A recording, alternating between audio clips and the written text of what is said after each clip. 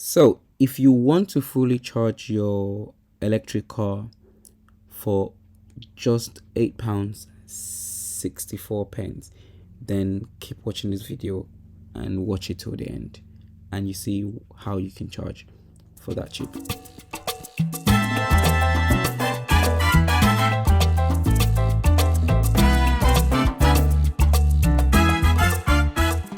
Hello guys, welcome to another video. So in this video I'll be sharing with you guys my experience with my first charging for the VW ID3. Now for my first charging I used South London charging facility in Tower Bridge, I believe, and then I tried another one around the same location but just a couple of minutes away, maybe 1 minute. So anyways, so going through South London charging ports. Now first thing is the light. So the blue light means that it's in use, green means it's free, and red means that the port is faulty. So bear that in mind. So now I have the full membership account, and that only costs me £4 a month. Now I would always recommend that, because when you have that, your charges are a lot less. So if you've got the full membership, you pay 3.6 pence per minute for the 7.4 kilowatt charger.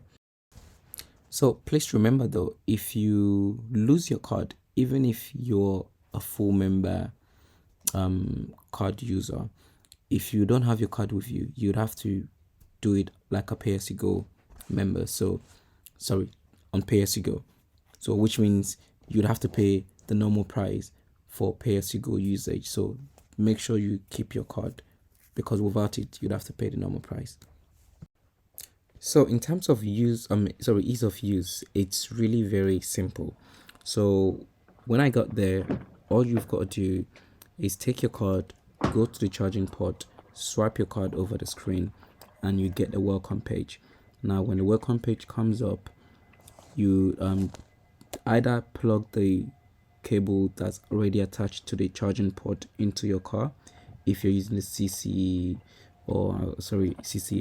charging port, and then if that's not long enough for you, like my case, it wasn't long enough to get to my car because the car port was all the way at the back, so I used my own socket, which is fine.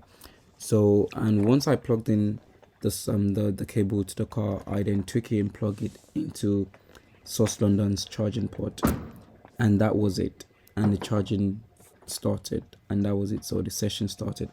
So for this session I got charged 3.6 pence per minute, because that's what I pay for the full membership, and bear in mind that costs £4 a month on top of the 3.6 pence for every minute you use for charging.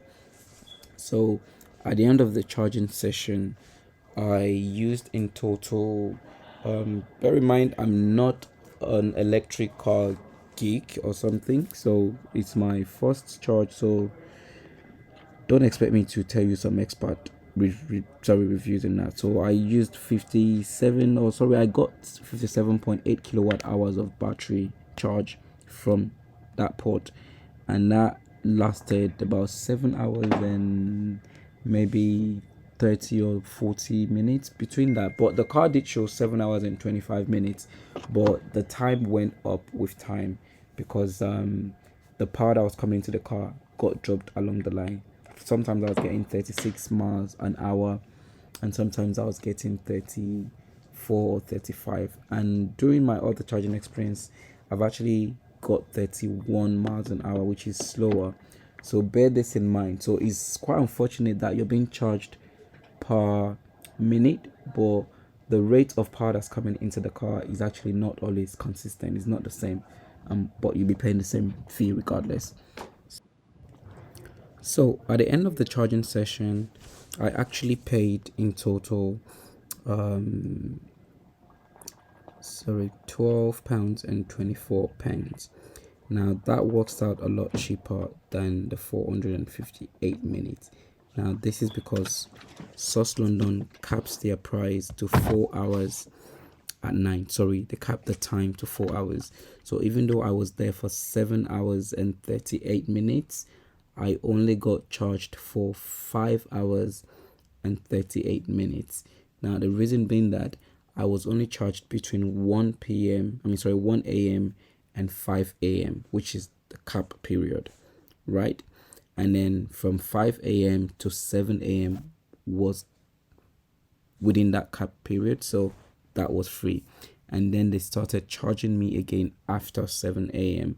So I stayed from 7 a.m. now for another 1 hour and 38, sorry, for another 1 hour and I think it's 38 minutes. It was another 98. So yeah, so that was why it was that. So I only paid for that first 4 hours and the last 1 and 38 minutes. So that way it works cheaper. So remember, if you're charging, try and charge between 8 p.m. and 7 a.m. and then that way you only pay for 4 hours. So if I'd actually gone there earlier and I went, say, at 11 p.m., I could have only just paid £8.64, which is just for 4 hours. And that would be 240 minutes times by £3. 3.6 pence. And that would have been it. So yeah, this I find to be a very cheap way to charge your car on the street. If you can't charge at home in London, this would be the best option. So yeah, you don't have to leave it overnight. So just remember, start at 8, and then maybe if you're a late sleeper, pick it up at 12 midnight or 1 if it's close to your house, and that'll be fine. So remember, if you want to charge your ID3, so from 0%, or let's say 1%, no one's going to leave it till 0, but let's say 1%, 2%, all the way to 100%, just expect to be there or to leave your car for about 8 hours if you're using Source London 7 kilowatt charger. Now in the next video, I'm going to be doing another charging, but this time around I'll be using the 22 kilowatt, and then we'll see how long that would take. So I'm expecting and hoping that that would probably take only maybe 3 hours or so. So we'll see how that goes in the next video.